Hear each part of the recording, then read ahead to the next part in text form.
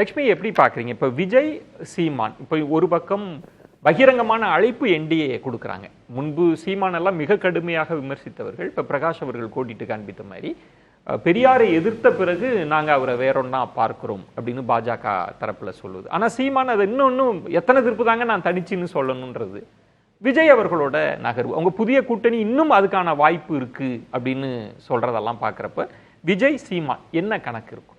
எனக்கு என்ன வருத்தமாக இருக்குன்னா, இந்த மாதிரி அதாவது அன்டெஸ்டட் ஓட் பேங்க் இருக்கக்கூடிய ஒரு புதிய நபர், ஒரு நடிகர், கட்சி தொடங்கினவர், அவருடைய கட்சியோடும் வழக்கமாக அந்த டிஸ்ரப்டர் ரோலை மட்டுமே ப்ளே பண்ணுற, இல்லை ஸ்பாய்லர் ரோலை மட்டுமே ப்ளே பண்ணுற ஒரு கட்சி, அதுவும் தன்னுடைய அடுத்த தலைமுறைக்கு எது சரிங்கிறத சொல்லித்தராமல் எல்லா தவறுகளையும், அதாவது ஒரு பிரதமர் கொலை செய்யப்படுறார், அந்த ராஜீவ்காந்தி அசாசினேஷன் வழக்கு இவ்வளவு தூரம் நடந்துக்கிட்டு இருக்கு, ஆனால் ஒரு மேடையில் நின்று ராஜீவ்காந்தியை கொலை செஞ்சது நாங்கள் தான், என்ன பண்ணுவீங்கன்னு சொல்லக்கூடிய, அதாவது வன்முறை சரி அப்படின்ற துணியில் பேசக்கூடிய ஒரு நபர் இந்த மாதிரி தலைவர்களோட அதிமுக கூட்டணி பேச வேண்டிய நிலைமைக்கு தள்ளப்பட்டிருக்கிறதே அப்படின்னு ரொம்ப வருத்தமா இருக்கு. இன்னைக்கு பிஜேபியோட அலையன்ஸ் ஒரு ஃபார்மேட்டபிள் பேசப்பட்டது நீங்களும் நம்புறீங்களா?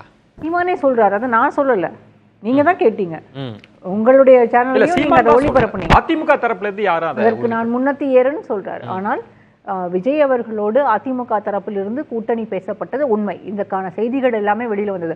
அதிமுக தரப்பிலிருந்து அதை அந்த செய்திகள் வந்தபோது மறுக்கலை, விஜய் தரப்பிலிருந்து மறுக்கலை. விஜய் கூட்டணி ஆட்சி அப்படின்னு நம்மளோட சில கட்சிகள், ஒத்த கருத்துடைய கட்சிகள் நம்மோடு சேர்ந்து வரலாம் இல்லையா அப்படின்லாம் விக்கிரவாண்டியில் பேசின போது அது அதிமுகவை நோக்கி சொல்லப்பட்டதாகவும் அப்போ புரிந்து கொள்ளப்பட்டது.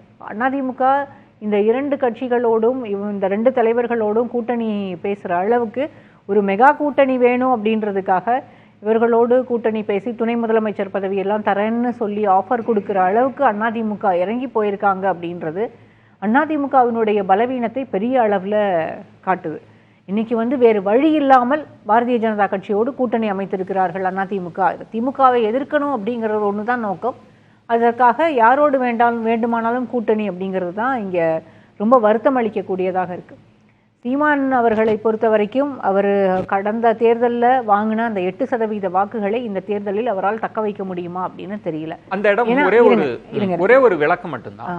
திரு ரவீந்திரன் துரைசாமி அவர்கள் சொல்றது, திமுக அதிமுக எல்லாரையும் மிக கடுமையாக விமர்சிப்பதன் மூலமாக அவர் ஒரு பெரிய சக்தியாக வருவதற்கான வாய்ப்பு, இன்னும் சொல்ல போனா விஜயை தாண்டி சீமான் வந்துருவாரு அப்படின்னு. இல்ல, அவர் பெரிய சக்தியா வரணும்னா எத்தனை தேர்தல் இது வரைக்கும் கண்டெஸ்ட் பண்ணிட்டாரு? ஒரு தேர்தலையாவது அவர் வெற்றி, போன தேர்தல் அவர் ஜெயிச்சிருக்கணும் இல்லைங்க.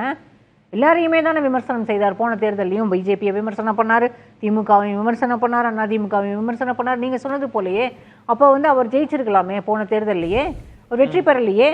இந்த தேர்தலில் அவர் கட்டாயம் போட்டியிடுவார்னு சொல்லுங்க. ஏன் எம்பி எலெக்ஷனில் கண்டெஸ்ட் பண்ணியிருக்கலாம்ல, அவர் கேண்டிடேட்டாக போட்டிருக்கலாம் இல்லைங்க, ஏன் அவர் கண்டெஸ்ட் பண்ணல? தன்னுடைய கட்சியில், அதாவது கட்சி தலைமை பொறுப்பில் இருக்கக்கூடியவர்கள் அசம்பிளி எலெக்ஷனில் மட்டும்தான் கண்டெஸ்ட் பண்ணணுன்ற அவசியம் இல்லையே. அவர் எல்லாரையும் விமர்சிக்கக்கூடியவர். மோடியிலிருந்து இங்கே இருக்க எடப்பாடி பழனிசாமி வரைக்கும், இங்கே இருக்க முதலமைச்சர் ஸ்டாலின் வரைக்கும் விமர்சிக்கக்கூடிய ஒரு நபர். தனக்கு, அதாவது தான் செய்யக்கூடியது எல்லாமே சரின்னு நம்பக்கூடியவர், எல்லா தவறுகளையும் சுட்டி காட்டக்கூடியவர்னா அவர் கண்டெஸ்ட் பண்ணிருக்கலாம். அதாவது சீமானுடைய பயம் என்ன அப்படின்னா, சீமான் எப்போதுமே அவருடைய பேச்சுக்கள் எல்லாமே முன்னுக்கு பின் முரணாகவே இருந்திருக்கிறது.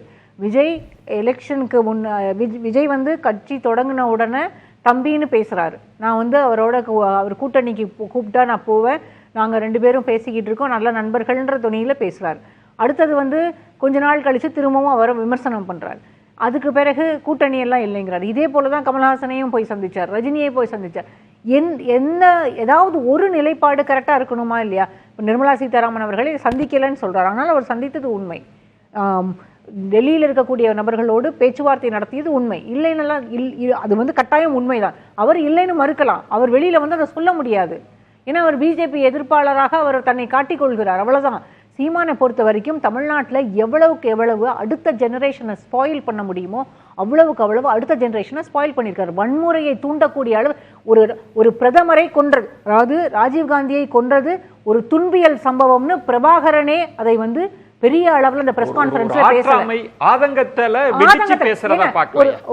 அதாவது ஒரு பெண் பற்றிய தவறான, அதாவது செய்தியே தவறாகவே இருந்துட்டு போகட்டுமே, திரும்ப திரும்ப அது வந்துட்டே இருக்கு, உங்களுக்கு மேல இருக்கக்கூடிய அலிகேஷன். அப்போ ஒரு பிரஸ் கான்ஃபரன்ஸ்ல எப்படிங்க பேசணும் ஒரு தலைவர்? ஒரு பிரஸ் கான்ஃபரன்ஸ்ல எப்படி பேசணும்? சரி, உங்களுக்கு அதை பேச முடியல, விமர்சனம் வைக்கணும் அப்படின்னு நினைச்சா நீங்க போய் வழக்கு போட்டுட்டு போங்க, டெஃபமேஷன் கேஸ் போடுங்க, கோர்ட்ல போய் ஆர்கியூ பண்ணுங்க. அவர் பயன்படுத்தக்கூடிய வார்த்தைகள் எல்லாம், அதாவது அடுத்த தலைமுறையை அவர் ரொம்ப அது பாதிப்புக்கு உள்ளாகக்கூடிய எல்லா விஷயங்களையும் 26ன்றது அவரை விட்டுருவோம். விஜய் பொறுத்த வரைக்கும் அவர் அன்டெஸ்டட் ஓட் பேங்க். நம்ம அவர் ஒரு ரெக்கனிங் ஃபோர்ஸா இருப்பாருன்னு விக்கிரவாண்டியில அவர் பேசின போது நினைச்சோம். அதுக்கடுத்து அம்பேத்கர் விழாவில், அந்த புத்தக வெளியீட்டு விழாவில் பேசும்போதும் அவருக்கான அந்த ஸ்பேஸை நம்ம கொடுத்தோம். அவர் திரும்பவும் அவரால் பெரிய அளவில் இங்கே வாக்குகளை பிரித்து எடுக்க முடியும்னு நான் நினச்சேன். ஆனால் இப்போ வரைக்கும் அந்த கட்சியிலிருந்து அவங்களுக்கு அரசியல் தெரிந்த நபரோ அல்லது விஜயகாந்த் அரசியல் தொடங்கும் போது, அரசியலுக்கு வந்த போது கிட்டத்தட்ட ஒரு வருஷத்துக்குள்ளாகவே அவரோடு பண்ருட்டி ராமச்சந்திரன் பயணம் செய்ய தொடங்கினார். அதற்கு பிறகுதான் அவங்க முரசு சின்னத்தை ரிஜிஸ்டர் பண்றாங்க. ஸோ அரசியல் கட்சின்றது சாதாரணம் இல்லை. படத்துல பேசுறதும் களத்துல இருக்கிறதும் வேறு வேறு. நீங்க களத்துல போராட்டங்கள் மூலமாக ஒரு கூட்டணியை கட்டமைக்க முடியும் அப்படின்றதெல்லாம் சும்மா வெத்துவாதம். அது நடக்கவே நடக்காது. மக்கள் போராட்டங்கள் மூலமாக அது சினிமாவில் நடக்குங்க. 3 மணி நேரம் சினிமா பார்த்து முடிச்ச உடனே நீங்க இலவசங்கள் தவறு அப்படின்னு சொல்லி தூக்கி போடும்போது, அந்த சர்க்கார் படத்துல தூக்கி போடுவாரு, அது மாதிரி தூக்கி போட்டுட்டு இங்க மக்கள் வாக்களியுங்கள் அப்படின்னு சொன்னா சினிமாவில் இருக்கும். ஆனால் நிஜத்துல அது நடக்கிறது ரொம்ப கஷ்டம். ஏன்னா இன்னும் வெளியிலேயே வரல அவரு. அப்ப உங்கள் பார்வையில களம்ன்றது திமுக கூட்டணி, அதிமுக கூட்டணி. இப்ப இவங்க யாருக்கு விஜயகாந்த் அலையன்ஸ் ஒரு ஃபார்மிடபிள் அலையன்ஸ் தான், இல்லன்னு எல்லாம் சொல்லிட முடியாது. டிஎம்கே அலையன்ஸ் இன்டாக்டா தான் இருக்கு. இது டிஎம்கே வர்சஸ் ஏடிஎம்கேவா தான் இருக்கும். இவங்க ரெண்டு பேரும் ஸ்பாயிலர் ரோல தான் ப்ளே பண்ணுவாங்க. யாருக்கு ஸ்பாயிலரா? அதாவது திமுகவுக்கு ஆதரவான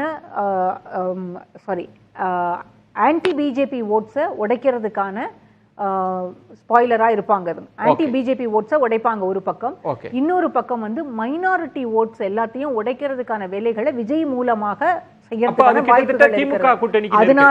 அதனாலதான் இஃப்தாருக்கு அவர் கூட்டிட்டு போனது, உலமாக்களினுடைய தலைவரை கூட கூட்டிட்டு போனது. அதற்கு பிறகு வக்ஃப் திருத்த சட்டத்துக்கு உச்சநீதிமன்றத்துல மனு போட்டது. இன்றைக்கு வரைக்கும் அவங்களுடைய மனு விசாரணைக்கு எடுத்துக்கொள்ளப்படல. அதனால அவங்க கிளைம் பண்றாங்க, நாங்க எங்களுடைய மனுவும் எடுத்துக்கொள்ளப்பட்டது அப்படின்னு சொல்லி.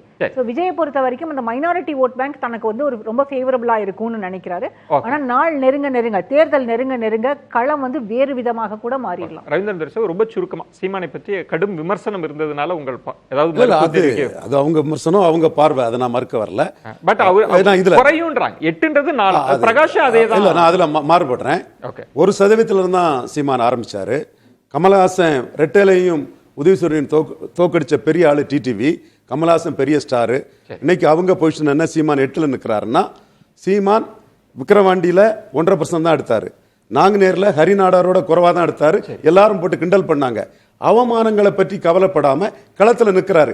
எடப்பாடி ஈரோடு கிழக்கு களத்துல நின்னா சீமானுக்கும் எடப்பாடிக்கும் வித்தியாசம் இல்லாம பெயரும் டெபாசிட் பெயரும் அவமானத்தை தவிர்க்கிறதுக்கு களத்தை விட்டு ஓடினாரு. நீங்க அதிமுக வாக்கு வங்கி என்ன, நாம் தமிழர், நான் தெளிவா சொல்றேன்.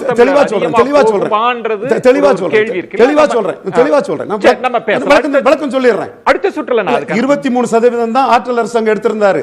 மணி பேக் ஜெயிப்பார்னு கூட என் நண்பர்கள் சொன்னாங்க. வெறும் 23% தான் ஈரோடு கிழக்கு. இடைத்தேர்தலில் போனா ஒரு 8% குறையும் டெபாசிட் போயிருக்கும். சீமான் களத்துல ஈரோடு கிழக்கில் இருக்காத அண்ணாமலையை பலகீனப்படுத்தி என்டிஏ ஓட்டுல பெரும் பகுதியை எடுக்கிறதுக்கு வாய்ப்பு உண்டு. இப்படிதான் கமலஹாசனை இல்ல பாயிண்டடா அப்ப இப்படிதான் கமலஹாசனையும் இல்ல ஒரு நான் உறுதியா சொல்றேன். இல்ல உங்க பாயிண்ட்ல தான் இப்ப பிரகாஷ் அவர்கள் சொன்னாங்க. அது பிரகாஷ் கருத்து, தம்பி கருத்து. இல்ல இப்ப என்டிஏ ஓட்ட தான் சீமான் வாங்குறாங்கன்னா 26ல அந்த வாக்குகள்லாம் திரும்ப என்டிஏவுக்கு போயிடுமே.